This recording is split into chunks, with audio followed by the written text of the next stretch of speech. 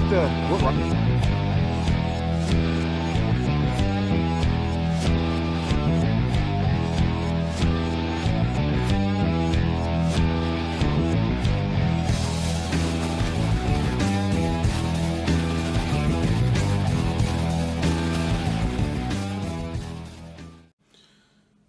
Hello everybody, and welcome to episode 2 of Diablo's Outdoor Adventures.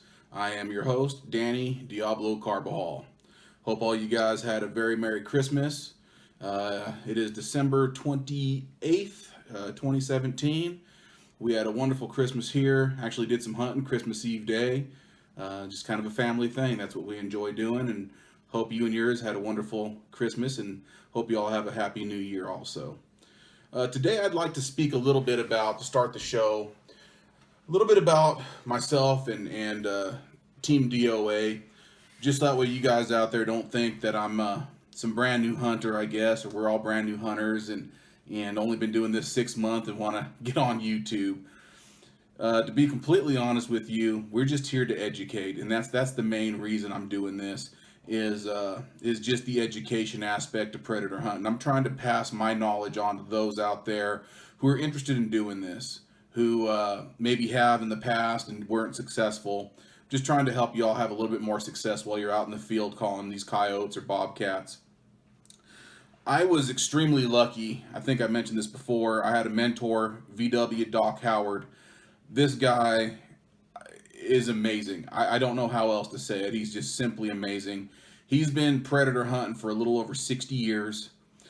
He's a professor, actually retired now, but he was a professor of wildlife sciences at New Mexico State University.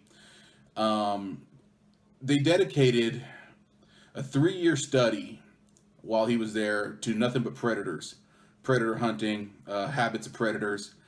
And out of the 3-year study, 1.5 years was spent on nothing but coyotes. So when it comes to data and information and just the habits of these predators, mainly these coyotes, I don't know of anybody who has more knowledge than Doc Howard. And like I said, I was extremely fortunate to be able to become close friends, hunting buddies with, and have him as a mentor.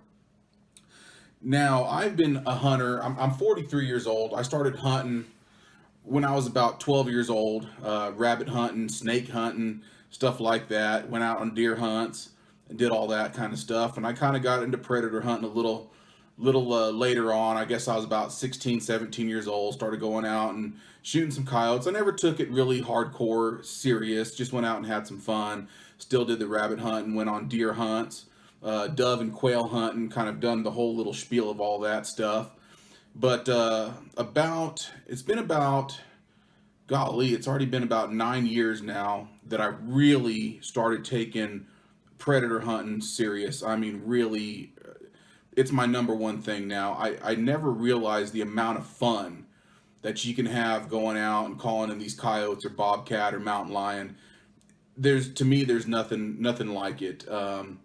The challenge, trying to get them in range. They're not stupid animals. These coyotes and these bobcats, they're definitely intelligent creatures, and to be able to outwit them per se and get them to come in into range is nothing like it. I really love doing it, and I've been extremely fortunate. For 6 years, I owned an ATV repair shop, and I had a really good crew working for me.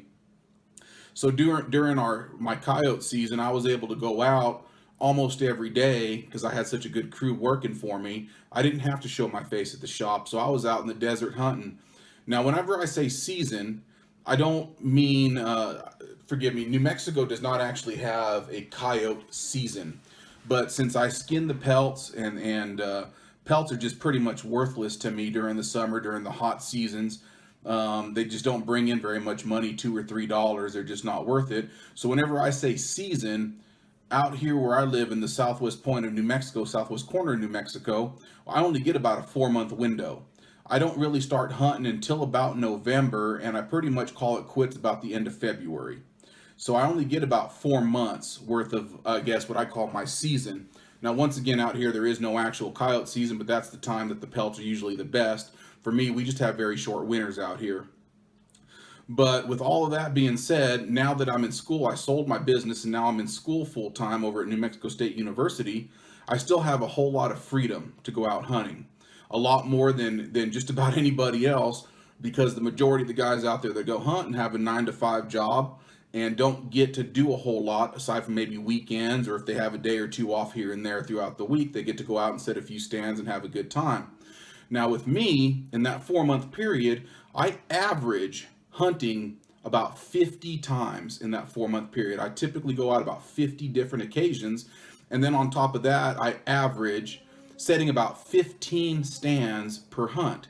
So I'm getting so much experience and so much different variables that these coyotes and bobcats and stuff throw at you, different moon phases, different temperatures, all kinds of different things that I get to witness so often. It's been really an incredible thing for me having that much freedom to do what it is that I love to do and get out there hunting.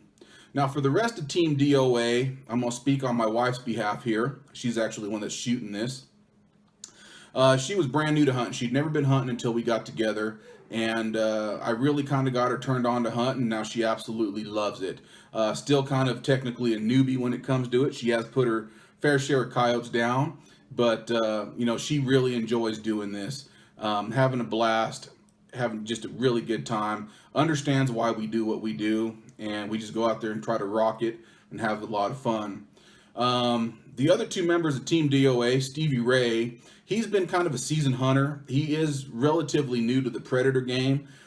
Since we kind of got into the predator hunting, he's really been taking this stuff hardcore. He loves it. He's kind of got the 9 to 5 deal going on. So the weekends, we're typically out in the desert stomping around doing something related to coyote hunting or bobcat hunting.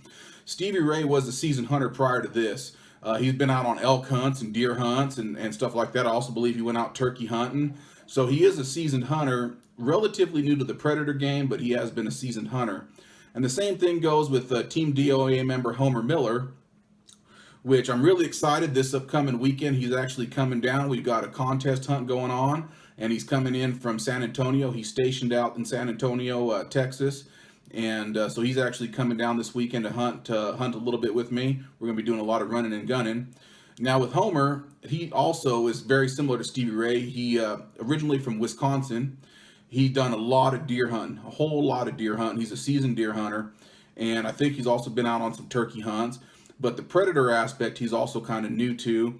So I'm kind of trying to take these three under my wing the way that Doc Howard took me under his, and really help them become as successful as humanly possible, and let them all understand why we do what we do, and hopefully where they can get comfortable enough to pass their knowledge on to the next generation also. Just kind of trying to keep this thing going. And so once again, like I said, that's where we're at. We're all about predator hunting. We still go on the deer hunts and elk hunts, but as far as my passion goes, it's all about predator hunting, mainly coyotes. It's just I cannot explain the amount of rush, just the rush and the excitement that I get whenever I can get a coyote to come in. About 2 years ago, I was out hunting with Homer Miller, and I had one pretty much sniffing my boot. It gets a little western out there sometimes, and I'll tell you what, guys, that is just an incredible feeling, having a predator that close to you and bringing him that close. And I'm going to take a quick break. We're going to shoot over to a little bit of a video clip. Well, here's that little female that my buddy Stevie Ray just shot. What rifle are you using today, Stevie? I'm using a 223 Savage. Savage 223. Yep. I think I shot her about 350 yards, somewhat like that.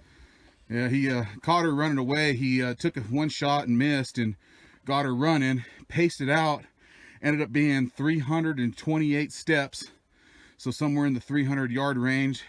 That little Savage 223 smoked her, blew the guts out of her other side. But I think this one might be skinnable, so we're going to move on to the next stand. Hey guys and gals, there's one thing I really wanted to discuss in this episode, and it just on a daily basis tickles the hell out of me. I on social media, mainly on Facebook, I'm a member of all of these different predator hunting, coyote hunting sites and stuff, and it just tickles the hell out of me when every single day there's somebody on there asking what the best bullet is if you want to go coyote hunting and save the pelts. Now, the reason that tickles me is if they just scroll down 5 or 6 different posts, they see somebody else ask the same question, and there's a ton of comments. To be completely honest with you guys, I shoot a 223. My wife shoots a 22-250. I have shot a 204. I've shot a triple deuce. Stevie Ray even has a 17 that will definitely drop him up to about 150 yards. Beyond that, don't really know what that 17's capabilities are, but it'll drop him up to about 150 yards. You know, guys, so there's a whole lot of different ammunition in that realm, in that range, that's going to be absolutely fine if you want to save the pelts. You just got to buy the right, and when I say the right ammunition, buy something that's a rapid expansion type of ammunition. That's what I shoot. It tends to frag as soon as it hits that coyote or that bobcat, and you don't have that gigantic exit wound. Another thing is make sure to make a good shot. I am notorious for bad shots. I've already had 2 of them in the last couple of weeks. I blew the neck out of a female that just annihilated her, put a gigantic hole in her neck, fur went flying everywhere. There was no way I was going to patch her up, so that was one I didn't get to skin out. And I also shot another female really high, shot her at the very top of her back, and that was at pretty close range. I just made a horrible shot and absolutely gouged. I mean gouged, guys. I'm talking I put a hole in her back about that dang big.